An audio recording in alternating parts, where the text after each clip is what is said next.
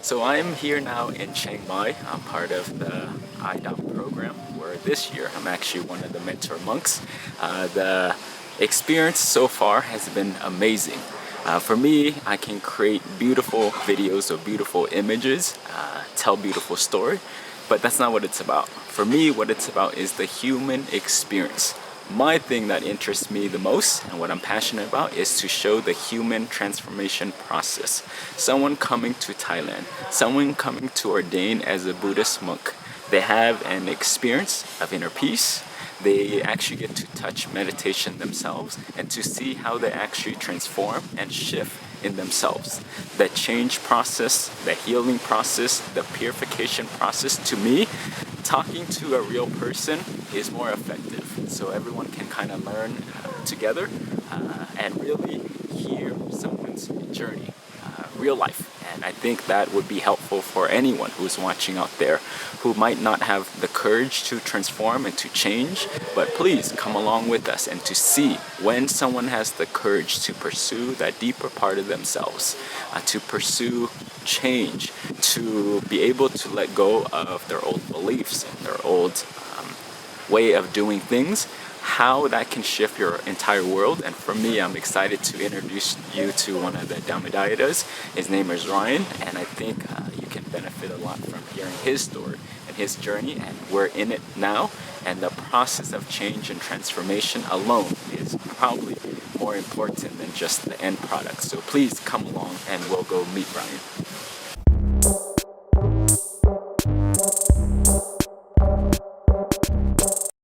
Yeah.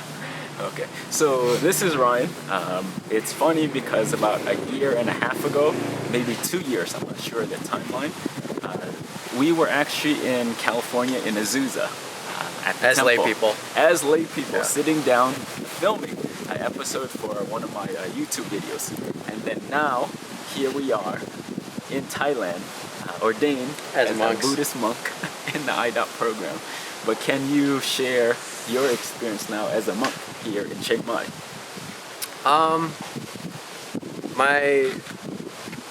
This has been an incredible program. The people that you meet and the discipline and the structure, it just really helps with your practice. It helps you become still. It helps you really actually learn dhamma and be able to apply Buddhist principles that sometimes in lay life you're a bit too distracted to really take note of and take seriously. So yeah, the amount of peace here is really contributing to the level of happiness that myself and many other participants are experiencing right now. Right. Yeah, and what made you want to become a monk? Because before this, you were doing what, loans? Loan officer. Loan officer. Yeah. You were working in politics. Yeah. Made good money. You can sustain a living.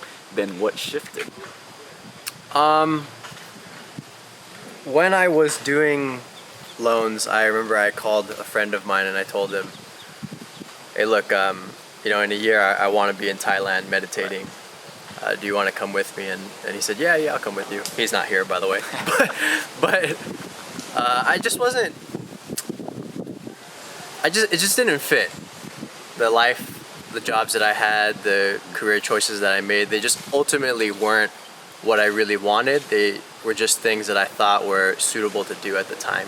Right. I thought that eventually I would get back to Thailand and meditate.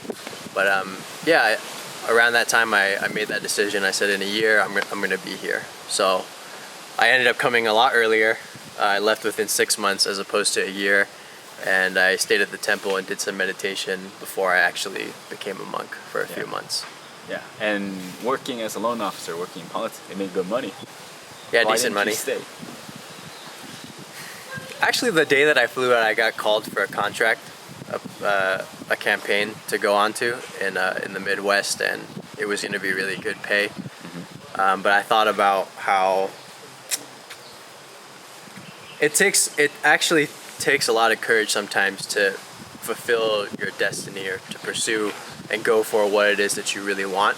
I think a lot of us, and me in particular, I waited and I stalled as much as I could because I didn't want to handle and take the responsibility of really stepping into what I actually really wanted to do. What is it that you want to do? I wanted to meditate a lot. Yeah. Like And- really practice and focus on spiritual development the way a monk or the way that a person in retreat would. Yeah. And what's the difference between meditating as a monk versus meditating in lay life? I think it depends on the level of the practitioner, because there are lay people that are very, very advanced meditators. For me personally, as a lay person, I just wasn't really able to be as disciplined and serious about the precepts. Right. Other lay people are different, right? They are very good at that. They're fantastic meditators. You can have good habits. Exactly, exactly. But as a monk, you're here in the Sangha, your standard of conduct has to be elevated, because now everyone's looking at you and you're in a community of people that are doing the same thing. I think in lay life, you're not really responsible for anyone but yourself and your family, and you're held up to their standards, but there's not a community that is expecting you to have proper conduct, and to have proper speech, to hold yourself in a certain way, to meditate often, to study the Dhamma. That wasn't a thing in my lay life, at least. Right. So it's a bit different when now, as a Buddhist monk, we rely on the support of the lay people. Exactly. We provide our clothing, our shelter, our food, and our medicine. So you kind of have a responsibility. To be a good monk. Yeah. Like the last thing you want to do is eat the food and know that you're not living up to the expectations and the wishes and standards that the lay people see you in. Right. That's a horrible feeling. That food we need to be grateful for, and because we're supported by the lay people in the Buddhist community, we have to practice ourselves to the best that we can and be the best monk possible. Yeah. What is your overall impression of the IDOP program? This is a program that gives international people an opportunity to train as a monk, to live as a monk in a monastery. That the language is in Chinese, also language is focused in English as well. It's not a picnic. It's not a picnic. People see the videos and they see the pictures and it's all serene and it's all peaceful and it's all happy, and they think that they're gonna come here and it's gonna be like a walk in the park, and it's not like that. It's tough, but when you come and you step up and you put your best foot forward and you really put your heart into everything that you do and you start meditating, there's a huge benefit, there's a huge payoff. It's much better than if it was just some lackadaisical thing that took no effort or dedication. Right. So I wouldn't say that it is excruciatingly hard, but I would say that for some people, it will be a bit harder than it is for others. Waking up really early, doing everything on a regimented schedule, it's tough for some people. Yeah. I've done this for a while, it's not so hard for me. But Explain tough. Get into the details of what is tough about it. Is it a mental game? Is it a physical game? Is it habits? What is it's habits. Okay. What It's about habits. It's like if you're not used to waking up at a certain time, if you're not used to being told what to do, you might have a tough time. It's kind of like military training in a way, but we're not working out. We're just doing everything together. We're doing everything as a group. We wake up at the same time, we go to sleep at the same time, we eat together, we pray together, we meditate together, we walk together. We do everything together. And why is meditation so important to you? I think it's in my bones. I think people are built for certain things. I think some people are built to be rich, some people are built to work in politics, some people are built to be doctors and lawyers, and I feel that I was built to meditate. That's the thing that I really, really love to do. Natural. Yeah. Yeah. Can anyone meditate? Oh yeah, of course. Anyone can meditate. Anyone with a mind can meditate. Yeah. So it's as easy as taking a shower. Once people get the hang of it, it's a very simple thing. It's just being able to sit down, relax, and let go for a moment. Yeah. And you mentioned, we talked about this before, but when you're meditating, you have a good feeling, whether that's inner peace, joy. Can you explain what that is? That feeling or that stillness or sabai, any words you want to use, but can you describe what that is?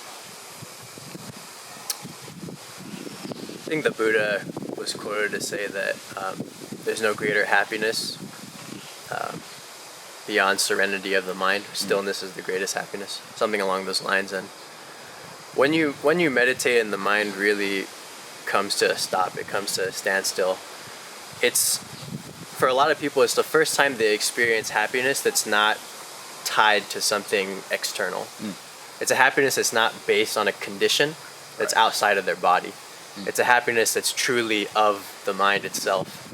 And my perspective on it is that the mind is coming back home. It's coming back to its original luminosity, its original happiness. It's like when we were children, we were really happy.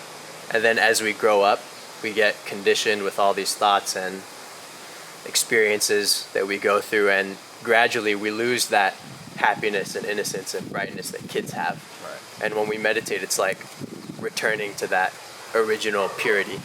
So the mind is already pure and bright.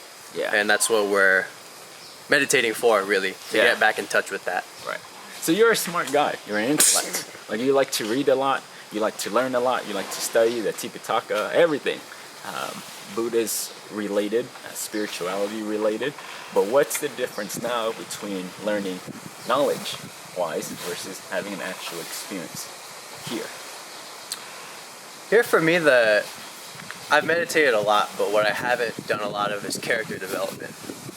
Working on improving your good habits and trying to eliminate and reduce your bad habits. You have bad habits? Of course.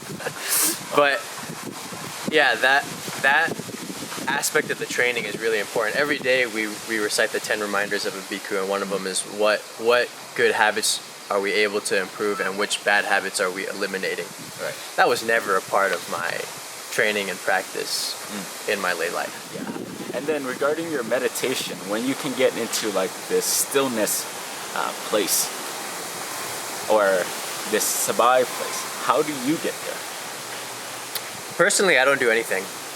I just sit there, and usually if I let go, if I'm not sleepy, and if I'm not agitated, I just feel this dropping into the center feeling, and then the stillness is there. But for a long time, I had to either watch the breath or use the mantra, or put my mind on the object first. But now I just be still, and then the object comes by itself. And then also in this program, we have tutoring monks from Gong Roy that comes to help you guys, assist you in teaching the proper technique, the proper method, also breaking you guys up into small groups and helping you with hindrances and obstacles. What is that experience like, and is it helpful? Oh, it's super helpful, because one of the issues is if you don't have someone checking up on your progress or asking you what's going on in your meditation, you could be doing the wrong thing for a long time. But because you have these interviews with the teaching monks and you have these workshop type sessions with the other monks, you get to hear what your other peers are experiencing, and you get to hear the teaching monks give advice on their experiences too. In this moment, standing here in Chiang Mai, the wind's blowing, it's a beautiful weather around. In this moment, are you happy? Yeah, I'm very happy. Explain. I sacrificed a lot to be here.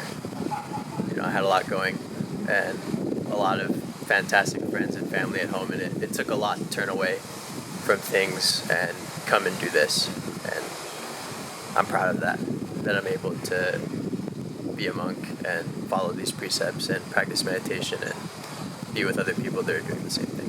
Yeah, was it worth it?